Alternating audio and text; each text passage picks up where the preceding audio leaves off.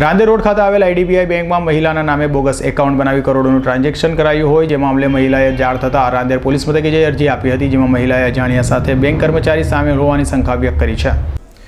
Rander police મથકે અરજી કરવા પહોંચેલી મહિલાએ લલિતાબેન ચોબેએ જણાવ્યું હતું કે ક્યારેય તેઓ રાંદેર ખાતે આવેલી આઈડીબીઆઈ બેંકની શાખામાં ગયા જ નથી, તેમ છતાં મારા નામે આ બ્રાન્ચમાં એકાઉન્ટ ખુલી ગયું એક ચોંકાવનારી બાબત છે।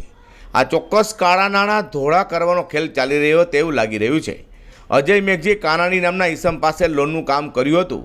એ સમયે મેં ડોક્યુમેન્ટથી લઈને જીએસટી નંબરની વિગતો પણ તેને આપી હતી અને થોડા સમય પહેલાં જીએસટી એકાઉન્ટ ઓનલાઈન ચેક કરતાં એ નંબરની આધારે આઈડીબીઆઈ બેંકની રાંદેર શાખામાં ક્રિષ્ના ટ્રેડિંગ નામે એકાઉન્ટ ઓપરેટ થઈ રહ્યું મારી સામે આવ્યું છે।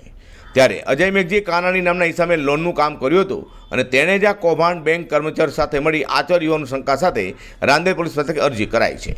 અમારી જોડે જ્યારે બેંકની અંદરથી માહિતી આવી ત્યારે અમને ખબર પડી કે અમારા નામનું ડુપ્લિકેટ ખાતું રાંદેર બ્રાન્ચની અંદર હરિઓમ કોમ્પ્લેક્સમાં એક્ટિવ હતું। એટલે અમે જાણવા માટે બેંકની અંદર ગયા, એટલે મેનેજરને મળ્યા હતા। મેનેજરે અમને પહેલાં તો ઉડાવ જવાબ આપેલો કે અમે અજયભાઈને ઓળખતા નથી। એટલે અજયભાઈ અમારી પાછળ આવતા અમે અકાઉન્ટ ઓપન કરાવ્યું, ત્યારે સ્ટેટમેન્ટ લેતા અમને ખબર પડી કે આની અંદર 2,36,34,159 રૂપિયાનું ટ્રાન્ઝેક્શન કરી નાખેલું છે। એટલે અમે મેનેજરને આનો સવાલ કરતા તો મેનેજરે અમને કોઈ જવાબ નહીં આપ્યો।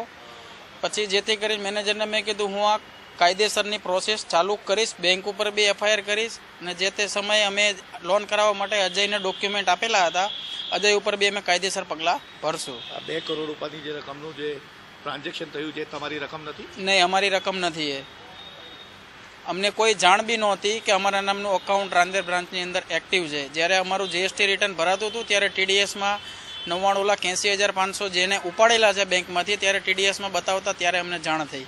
અમે બેંકમાં જઈને તપાસ, 99,80,500 જેને બેંકમાંથી ઉપાડેલા છે ત્યારે અમને જાણ થઈ। પોલીસમાં અરજી કરી, પોલીસે શું કીધું? પોલીસમાં અરજી કરતાં પોલીસે તપાસ ચાલુ કરેલી છે અને કાલે અમે સ્ટેટમેન્ટ બી લખાવેલું છે। હવે આની એફઆઈઆર પોલીસ ફાડે, આગળની તપાસ કરે ત્યારે સામે આગળની હકીકત એમને ખબર પડે। લાગે છે બીજા લોકો બી આના અંદર બહુ બનેલા?